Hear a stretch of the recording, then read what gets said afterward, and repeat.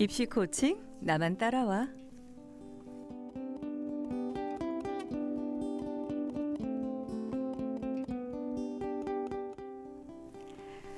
매주 금요일 이 시간은 입시 코칭 나만 따라와로 꾸며드리고 있습니다. 오늘은 예고해드린 대로 조금 특별한 시간으로 꾸며보도록 하겠습니다.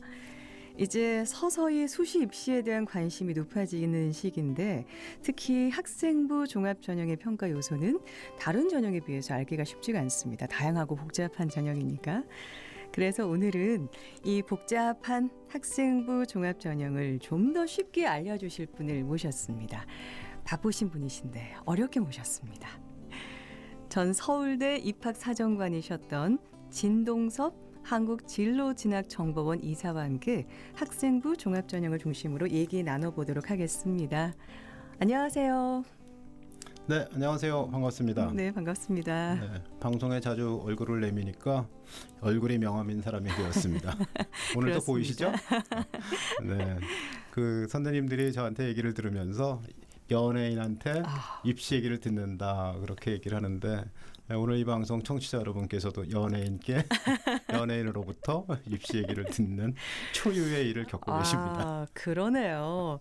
저도 방송으로만 뵙다가 처음 뵙는데 이렇게 저희 해피드림에 출연해 주셔서 감사합니다. 예, 오늘 이 방송 들으시면서 해피한 드림 꾸시기 바랍니다. 오, 저희 프로그램의 모토예요, 이사님. 네. 예, 역시 다르신데요.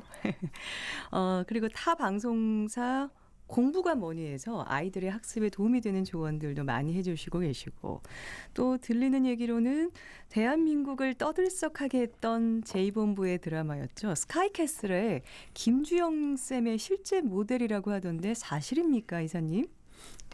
뭐 주영 쌤이라는 그 설정이 전 서울대 입학사정관이다 보니까 이제 저하고 같은 이미지다. 그래서 그 저를 뭐 실제 모델이다 이렇게 얘기하는데 저는 개인 컨설팅을 하는 사람은 아니니까 뭐 대척점에 있고요. 공통점이 하나 있다면 네. 전적으로 제 말을 믿으시면 됩니다. 명대사였죠. 그 드라마에서. 네. 어머니 저만 믿으셔야 됩니다. 전적으로.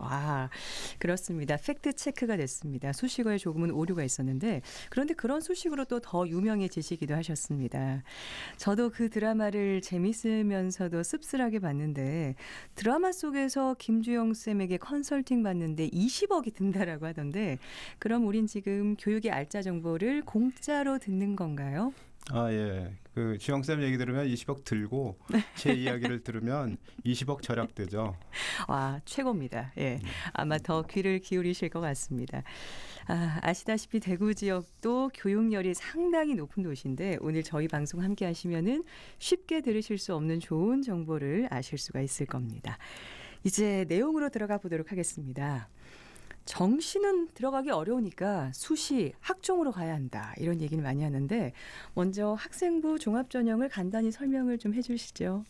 예, 학생부 종합전형은 지금도 그 뽑는 인원이 굉장히 많은 전형이에요. 그렇죠. 그래서 관심을 가져야 되는데 학생부 종합전형이 취지를 이해하면 좀 수긍이 갑니다. 근데 이제 2000년대 초반까지만 해도 우리 교실이 문제풀이에 집중했거든요. 그렇죠. 그러니까 이제 점수가 높은 사람이 우수한 사람인 거예요. 그런데 그 과연 점수가 높으면 우수한 사람인가 이제 이런 게 문제 제기가 됐는데 1980년대 중반부터 국가 차원에서 수업 방식을 주입식 수업에서 학생이 참여하는 수업으로 바꾸자 이런 얘기가 있었어요. 네. 여기에 적응하는 입시를 만들려고 한 거죠. 그러니까 단순히 지식만 전달하는 주입식 교육에서 서서히 벗어나려는 시도가 있었군요. 그렇죠. 우리나라가 이제 그 학생들에게 공급자 중심의 그 교육 과정을 운영하니까 이것은 좀 싸구려 교육 과정이다. 네. 이렇게 얘기를 했었어요. 그래서 이제 연구를 해서 1997년에 7차 교육 과정을 고시했습니다. 그래서 그 국가가 제시하는 과목이 아니라 학생이 원하는 과목도 많이 배우게 하자. 이렇게 수요자 중심으로 교육 과정을 바꾸는 고급스러운 교육 과정으로 바꿨어요. 고급스러운 단어가 마음에 드네요. 네. 고급스러운. 네. 근데 이제 교실 수업이 별로 바뀌지 않고요. 학생들도 그 뭔가 수업 참여 이렇게 안 해도 되는 상태로 계속 있는 겁니다. 왜냐하면 입시는 여전히 그냥 수능 문제 잘 풀면 되는 거예요. 그렇죠. 예. 예. 그래서 그러면 이거 어떡하지 하다가 음. 입시를 바꾸자. 음. 그래서 입학사정관제가 도입이 된 거죠. 입학사정관제라고 하면 대학이 입학 업무만 담당하는 전문가인 입학사정관을 채용해서 신입생을 선발하는 제도를 말하는 거잖아요. 그렇죠. 예. 네. 입학사정관이 학생을 선발하는 제도인데 뭐 현재 학생부 종합전형도 마찬가지로 입학사정관이 하죠. 입학사정관제 초기에 2010년 전후 그때까지만 해도 여전히 이제 수능 성적으로 수시 정시 모두 다 대학을 갈 수가 있어요. 수능으로. 예. 예, 그러니까 수능으로 뽑는 학생이 제일 많은 거죠. 그래가지고 뭐 과목 선택이나 뭐 수업 개선 이런 게 별로 변하지 않고 수능 잘 보면 되니까 그러니까 입학사정관제로 대학 가는 학생들은 그 학교 프로그램으로 그러다 보니까 이제 뭐 비교과나 스펙 그런 얘기가 됐던 거죠. 맞습니다. 네. 예. 그런데 그 2015 개정교육과정이 돼가지고 학생부 종합전형으로 이름이 바뀌게 돼요. 2015년부터 이제 바뀌었는데 뽑는 인원도 굉장히 많이 늘었습니다. 그래가지고 행사, 창의적 체험 활동, 뭐 스펙 이렇게 뽑는 게 아니라 이제 수업 중에 학교 생활 전반이지만 이제 교과 수업이 제일 많잖아요. 그렇죠. 그러니까 교과 수업에서 학생이 무엇을 어떻게 이수해서 역량을 길렀는지 이것을 평가하는 전형으로 자리 잡아서 이제 현재에 이르게 된 거죠. 스펙보다는 교과 수업 쪽으로 더 이제 비중이 더 커지게 된 거군요. 그렇죠. 네. 예. 입학사정관제 취지는 좋았지만 시행해 보니까 여러 부족한 점들이 생겨서 개선된 것이 학생부 종합 전형이네요. 아니면 별개의 전형인가요? 뭐 두 개는 같은 전형인데요. 그 이름을 바꾼 이유가 두 가지가 있어요. 두 가지. 예. 네. 하나는 수능 전형은 전형 요소가 수능이잖아요. 그렇죠. 수능 점수. 수능 전형. 논술 전형의 전형 요소는 논술이죠. 예. 근데 이 전형의 전형 요소는 입학 사정관은 아니잖아요. 그러네요. 이 전형의 전형 요소가 학생부 그다음에 자기소개서, 추천서 이런 서류들이잖아요. 그럼 뭐 서류 전형이라고 할 거냐. 근데 그러다 보니까 그 아주 중요한 자료가 학생부거든요. 그러니까 학생부 전형이다. 그런데 학생부는 교과만 쓰는 것도 있으니까 학생부 종합전형이다. 이렇게 해서 이제 이름을 정한 거죠. 이름이 바뀌는 게 맞는 거네요. 예, 네. 이름에 시행하는 모든 취지가 다 들어 있습니다.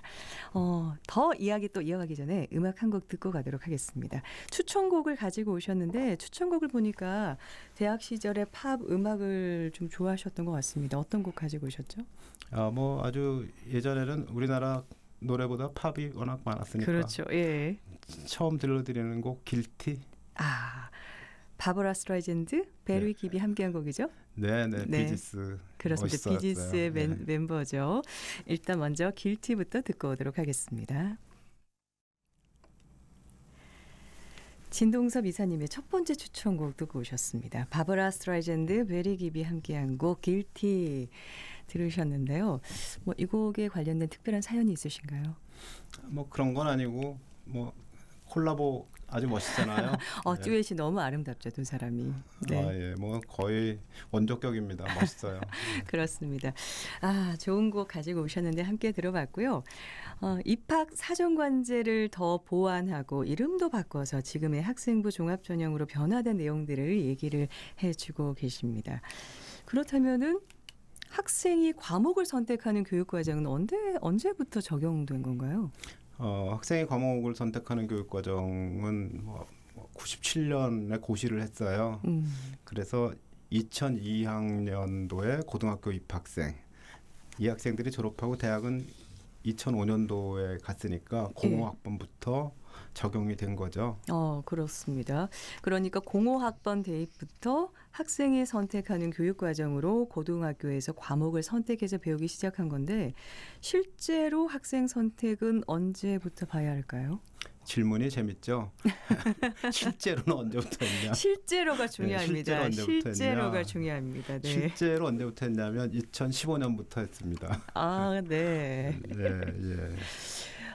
이렇게 큰 변화들이 있게 되면 교육을 받는 학생들이 사실은 가장 혼란스러운데 조금이라도 이 혼란을 줄이기 위해서 좀 더 일찍 할 수는 없었나요?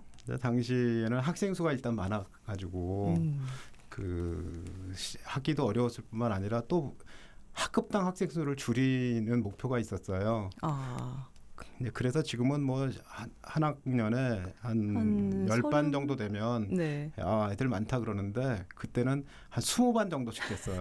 그렇습니다. 20반 학생이- 되면서 한 반에 거의 60명씩 60명은 줄었어요. 43명으로. 그래요.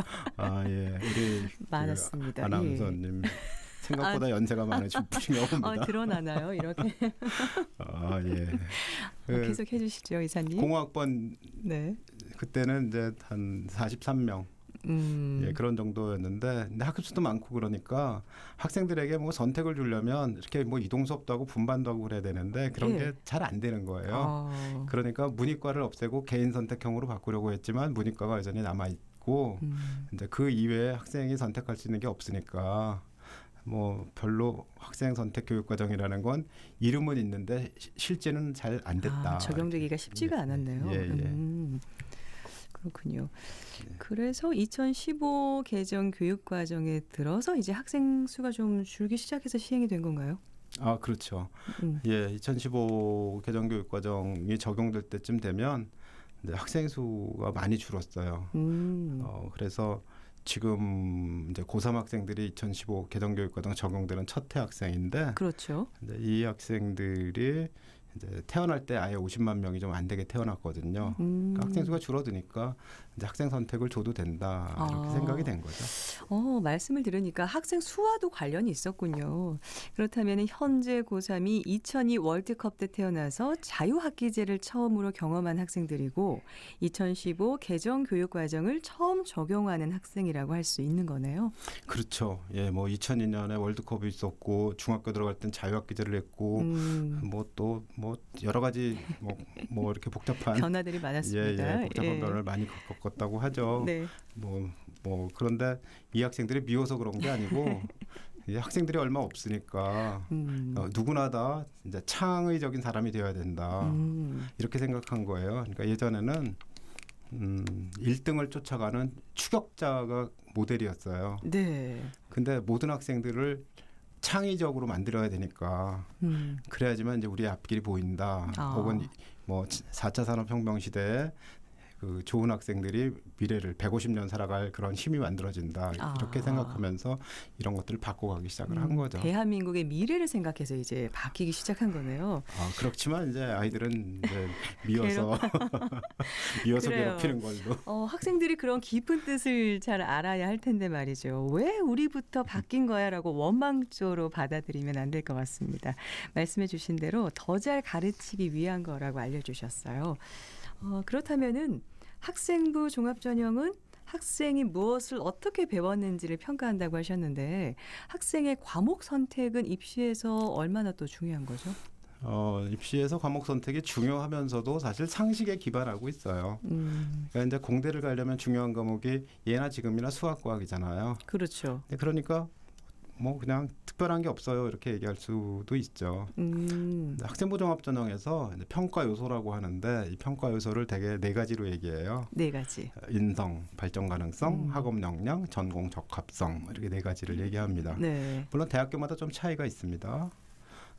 그런데 차이가 있지만 어쨌든 그 인성과 그 학업 역량 혹은 뭐 이런 그 지금 말씀드린 요소가 있다 이런 건 같은데요. 아주 쉽게 말하면 착하고 공부 잘하는 학생을 선발하겠다 이렇게 얘기하는 건 똑같다는 거죠. 그렇군요. 착하면서 공부 잘하고. 근데 흔히 공부 잘하면 착하기 쉽지 않다고 하던데요. 여기서 말하는 근데 착하다는 의미가 뭔가요? 착하다는 네. 의미는 일단 착한 거죠. 일단 착한 거요. 예. 그 옛날에는 의미가 이제 그 엄마 말 잘 들으면 착했잖아요. 예. 엄마 말 잘 들으면 착했는데 이제 지금의 착하다는 건 협업이 잘 된다. 동료와 협업이 잘 돼야 된다. 그러니까 협업이 잘 되는 건 이제 소통, 나눔, 배려 이런 것들이 잘 돼야 되잖아요. 이런 이제 가치를 실현하는 것이 착하다 이렇게 얘기할 수 있고요. 또 착하다는 말에는 뭐 리더십이 있다 그런 개념까지도 포함할 수가 있죠. 리더십까지 포함될 수 있고. 예. 근데 이제 학업 역량이라는 것도 있어요. 이제 인성과 학업 역량도 요소 중에 하나인데. 네네. 학업 역량은 공부하고 싶은 마음인 거예요. 물론 이제 국어도 잘하고 수학도 잘하고 뭐 영어도 잘하고 사회과학 다 잘하고 뭐 밥도 잘하고 라면도 잘 끓이면 다 잘하면 너무 학업역량이 있는 좋죠. 건데 있는 근데 건데 그러기 쉽지는 않잖아요. 예. 지금까지 잘했는데 내일부터는 하기 싫어요. 그러면 그 역량은 있으나 마나 아닙니까? 아, 그럴 수도 있네요, 예. 사실. 그러니까 예. 학업 역량이라는 것이 지금 공부를 잘하는데 앞으로도 잘하고 싶어요라는 마음까지를 포함하는 것이 학업 역량이다 이렇게 얘기할 수가 있어요. 그다음에 이제 두 가지 남았죠. 발전 가능성과 전공 적합성. 발전 가능성이란 말은 그 학생이 뭔가 발전을 해야 되는 건데 목표가 커야지 발전하죠. 그렇죠. 예, 그러니까 예를 들어서 뭐 팔공산 올라가고 더 이상 높은 산은 가기 싫어요. 그러면 발전 안 발전 하는 가능성이 거예요. 없는 거네요. 그죠. 그러니까 에베레스트 정도는 야 남들도 8,000m 갔다는데 나도 가야지. 내가 거기까지만 가냐? 더 높은 데도 갈 거야. 내가 화성도 가야지. 뭐 이렇게. 그런 높은 꿈이 있어야 되죠. 근데 말만 하면 안 되잖아요. 그렇죠. 실제로 실행을 해야죠. 예, 지속적 노력이 있어야 됩니다. 그래서 높은 꿈을 가지고 지속적인 노력을 해라. 그것이 이제 발전 가능성의 이야기인데 이제 자기소개서나 그런 것들을 이제 학생들이 학생부 종합전에 쓰게 되거든요. 네. 그러니까 네가 무슨 꿈을 가지고 있는지를 바탕으로 왜 했는지를 가지고 써라 이렇게 이제 조언을 하죠. 그러면 이제 하나 남은 게 전공 적합성이거든요. 이게 좀 전에 얘기했던 이제 과목 선택과 관련이 있어요. 아, 네. 예, 그래서 전공 적합성이라는 건 대학에 가서 이걸 공부하기 위해서 고등학교 때는 여기까지는 해라. 네, 그게 전공 적합성이라고 얘기할 수가 있죠. 네, 학종의 평가 요소인 네 가지를 설명해 주셨습니다. 인성, 학업 역량, 발전 가능성, 전공 적합성을 하나하나 짚어주셨는데 좀 사례를 들어보면 좋을 것 같아요, 이사님. 학생이 이제 공대를 가려고 하잖아요. 네. 그러면 이제 물화생지 2, 그다음 미적분, 기하 이런 과목들을 해야 되죠. 예, 예나 듣기만 지금이나 해도 내 똑같아요. 머리가 지긋지긋하네요. 네. 그다음에 뭐 영어로 강의를 하면 뭐 원서를 사가지고 와서 영어로 강의하겠다. 그러면 원서도 읽을 수 있어야 되고 그렇죠. 영어로 좀 들어야 되고 보고서도 뭐 영어 초록 정도 쓸 수 있어야 되고 뭐 이런 것들이 이제 기본적으로는 그 학생들이 갖춰야 될 그 전공 적합성 부분에 있는 거죠. 그러니까 뭐 공대 가려고 하는데 제가 과학 2를 이수했고요. 그 중에 특히 공대에서 중요한 물리 2도 했고요. 실제로 애들이 잘 안 하려고 하죠. 그렇죠. 물투가 가장 또 미적분, 힘들어하죠. 기하 뭐 하면서 실제로 할 수 있는 공부는 했어요. 그러면 이제 괜찮은 거죠. 만약에 이제 미적분이나 기하를 배워야 되는데 안 하고 간다면 그런 경우는 참 드물어요. 하고 갑니다. 그런데 그렇죠. 뽑히지가 않잖아요. 안 하면. 어려운 물리를 안 하고 가는 애들은 종종 있어요. 그러면 이제 대학에 가면 이 학생들은 뭘 배우냐 하면 물리 2를 이수하지 않은 학생들을 위한 물리 강좌 이런 걸 듣게 돼요. 그럼 대학 가서 다른 학생보다 떨어지기 시작하잖아요. 이미 다른 친구들은 다 배우고 온 건데 이제서야 그렇죠. 배우는 거니까. 예, 거의 배우고 오는데 이제 거기 대학에 가서 남들은 고등학교 때 배운 걸 대학 가서 배우게 되니까 첫째는 불효죠. 비싼 등록금을 내고 고등학교 때 공짜로 배울 수 있는 걸 배우고 있다. 네. 그런 불효자는 우리 주변에 없어야 됩니다. 네, 그렇군요. 네. 그래서 남들이 뒤지다 보면 대학 때도 고생하지만 졸업할 때가 되면 실제로 배운 게 한 걸음 뒤져 있는 거예요. 계속해서 어려운 걸 안 배운 거죠. 그러니까 취업이 잘 안 된다 그런 얘기도 하고 그러니까 고등학교 때 전공 적합성 기르는 게 가지고 있는 게 중요합니다. 예.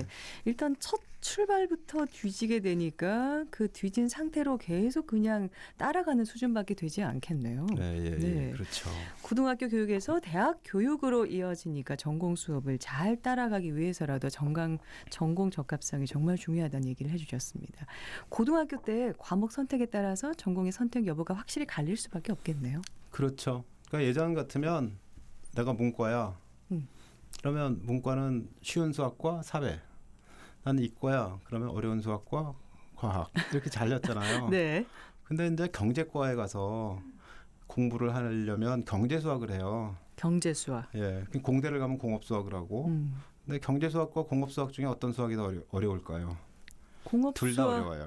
둘 다 어려워요. 네. 공업 수학이 더 어려운 게 아니고요. 그러니까 경제 수학에도 예. 이제 공업 수학 부분에 있는 선형대수, 다변섬수의 미분, 뭐 미분 방정식, 뭐 하여튼 복잡한 수학으로 계속 이어져서 뭐 금융경제, 경제인데도요? 화폐경제 이쪽으로 나가면 진짜 어려운 수학이 나오거든요.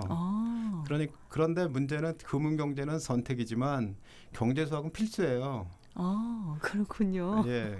그러니까 옛날 같으면 문과니까 안 배워도 되고 대학 가서 배웠다. 그렇게 되는데 현재는 대학에서 그걸 바로 1학년 때 필수니까 고등학교 때 어려운 수학을 해가지고 와야 돼. 가야 되는군요. 예. 그러니까 몇몇 개의 과목들이 그 전공에 맞게 배워야 될 단계가 생긴 거죠. 그러니까 문과이과로 나누면 그런 조건이 없어지는데 이제 그렇게 하면 예컨대 간호대 가는 학생은 미적분 안 배워도 되는데 괜히 배워요. 간호대 가는데 물리2 안 해도 되는데 자연계니까 물리를 넌 배워야 돼. 이렇게 가는 불합리하잖아요. 네네. 근데 경제학과 가는 애는 미적분 배우고 싶은데 배워서 가야 되는데 넌 문과니까 못 배워. 이렇게 얘기하잖아요. 예. 다 안 맞는 거예요. 그래서 이걸 맞게 하자. 그런 것일 뿐이에요. 그러네요. 말씀 들어보니까 안 맞는 부분들이 생기네요. 예. 그렇죠. 그렇습니다. 그럴 때는 일단 과목 선택을 할 때 학교에서 충분히 안내를 해주죠. 야, 그럼요. 과목 선택하면 1학년 요맘때쯤부터 지금 과목 선택 안내하고 있는 중이에요. 학교에서. 지금부터? 예. 그래서 이 과목을 선택하면 뭐 이렇게 이런 데 갈 수 있어요라고 얘기를 많이 하는데 그럼 이제 답이 이렇게 오죠. 저는 진로를 목표를 안 세웠어요. 네, 아직 제가 어디로 가야 될지 모르겠어요. 이런 학생들도 있는데 빨리 정해야겠네요. 한마디 팁을 드리면 팁. 좋아하는 과목 수를 늘리세요. 좋아하는 과목 수를 늘려라. 네. 그러다 보면 점점 좁혀갈 수 있다는 건가요? 예. 좋아하는 과목을 늘리면 갈 길이 넓어지죠. 예컨대 학생이 이 과학을 물화생지를 다 했어요. 그럼 농생대도 갈 수 있지, 의대도 갈 수 있지, 공대도 갈 수 있지 그렇잖아요. 근데 이제 화학과 생명과학만 했어요. 그러면 농생대는 갈 수 있고 간호대도 갈 수 있는데 공대는 물리화학을 안 해서 물리를 안 해서 가기 어려워 이렇게 되잖아요. 그냥 쉬운 수학을 했어요. 그러면 어려운 수학이 필요한 분야는 가는데 어려워지죠. 그러네요. 문턱이 더 높네요. 그렇죠. 그렇게 되면은. 그러니까 쉬운 수학을 했어요. 그러면 이제 국문학과 가라. 이렇게. 그렇군요. 일단 팁은 좋아하는 과목 수를 늘려라고 말씀을 해주셨습니다. 정말 중요한 팁인 것 같습니다. 오늘 입시 코칭 나만 따라와에서는 전 서울대 입학사정관이셨던 진동섭 한국진로진학정보원 이사 모시고 학생부 종합전형에 대해서 자세히 파헤쳐보고 있습니다. 오늘 하루에 다 알려드리기에는 내용이 많아서 다음 주에도 함께 해주셔야겠습니다, 이사님. 네. 벌써 끝나가나요? 네. 오늘 밤이 깊었습니다. 오늘 시간은 여기서 마무리 짓고요. 다음 주에 다시 또 뒤에 이야기 이어가도록 하겠습니다. 오늘 방송된 내용은 너튜브에서 TV 보라를 검색하시면 해피드림 카테고리에서 확인하실 수가 있습니다. 보이는 라디오로 이 코너는 계속 진행이 되니까요. 방송을 놓치셨더라도 다시 보실 수가 있습니다. 그럼 여기까지 하고요. 다음 시간에 또 학생들의 학습에 도움이 되는 내용으로 뵙겠습니다. 이사님 추천곡 한 곡 더 들으면서 인사할까요? 지난해 아주 유명한 가수 두 사람의 그 생애가 영화화됐는데 하나는 보헤미안 랩소디였고요. 하나는 로켓맨이었거든요. 네, 그렇습니다. 오늘은 로켓맨의 엘튼 존. 정말 명곡만 추천해 주시네요. 러브링 로드. 아주 알겠습니다. 옛날 거라서 할머니 할아버지들이나 알 것 같은. 근데 지금도 나오고 있습니다. 방송에 계속 명곡이기 때문에. 그렇죠. 네. 엘튼 존의 굿바이 옐로 브릭 로드 들으면서 진동섭 이사와는 인사 나누겠습니다. 고맙습니다. 네, 고맙습니다.